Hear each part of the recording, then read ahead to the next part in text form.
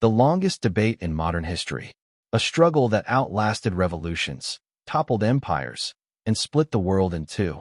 Capitalism and socialism were never just economic theories. They were battle lines. And here's the truth nobody tells you. Neither system worked the way the textbooks promised. Not ever, and not anywhere. For thousands of years, there was no such thing as an economy. There was survival. Rulers owned everything, and peasants worked just enough to avoid starving to death. Wealth came from land and war. The idea that an ordinary person could get rich through trade was considered impossible.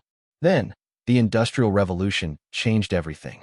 In the late 1700s in Britain, machines replaced muscle and factories replaced workshops.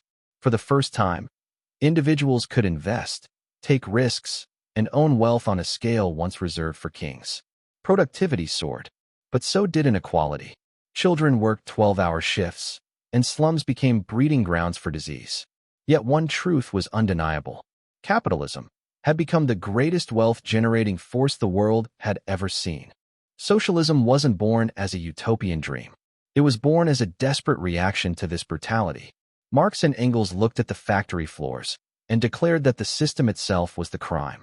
If workers had a stake in the factories, if profits were shared, if production served people instead of private gain, society would be fairer.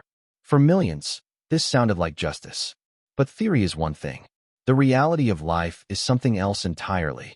In 1917, Lenin took control of a collapsed empire. The Soviets built a new system based on state ownership, central planning, and price controls. In theory, it would create perfect equality for everyone. But in reality, it was nothing like that, and the inevitable happened. Chaos erupted. Since no one knew how to set prices in the market, they couldn't even decide what to produce.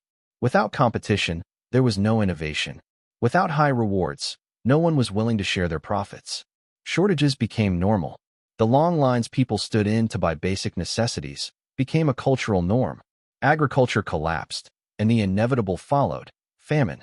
Yet socialism never lost its appeal, because capitalism's future didn't look bright either. In 1929, the U.S. stock market crashed, banks collapsed, and unemployment hit 25%. Capitalism no longer looked flawed. It looked fatal. By the 1930s, the world faced an uncomfortable truth. Socialism promised equality but delivered scarcity. Capitalism promised prosperity but delivered collapse. Neither system was working. After World War II, the world became a laboratory. On one side, Soviet central planning. On the other, a capitalist system shaped by the American model. The first decade of the Soviets was impressive. Industrialization, education, and military power all grew. But the system was rotting from within. Factories became unusable. Countries that could build rockets couldn't produce a decent refrigerator. Capitalism, on the other hand, adapted. After the Depression, regulations and social safety nets were developed. It wasn't fair, but it began to offer a livable existence. Most importantly, it learned from its mistakes. By the 1980s, they had reached the edge of the cliff, and this could no longer be denied. When the Berlin Wall fell in 1989, the Soviets hadn't been defeated by bombs. They had been defeated by empty shelves. In the 1990s and 2000s, capitalism evolved once again. Finance peaked. Inequality reached its highest levels. National economies became dependent on debt and speculation. The 2008 crisis brought back the mistakes of the past. Capitalism's instability had never changed. Meanwhile, younger generations were crushed under housing costs and stagnant wages. Socialism returned in a softer form this time. Wealth taxes, free education, and strong union demands. But this time there was a difference. Almost nobody wanted pure capitalism or pure socialism. In Scandinavia, there were free markets and private enterprise, but they were balanced with high taxes and strong social protections. It was capitalism surrounded by guardrails. The United States had produced tremendous innovation, but staggering inequality prevailed. Unaffordable healthcare costs and a shrinking middle class exposed the wounds of the system. As for China, Beijing called it socialism, but in reality, the state was running capitalism. And even China was struggling with the same contradictions: debt, speculation, and demographic decline. The truth is simple. Today, Every major economy in the world is a hybrid, not because ideologies failed, but because reality made compromise inevitable. Economic systems cannot shape people, as much as people shape systems. Human nature doesn't disappear under any system. In pure capitalism, greed becomes innovation, then turns into exploitation. In pure socialism, equality becomes unity, then turns into oppression. Different systems, same human tendencies, same flaws. The real question isn't which system is better. It's which system has the best mechanisms to restrain power and correct mistakes.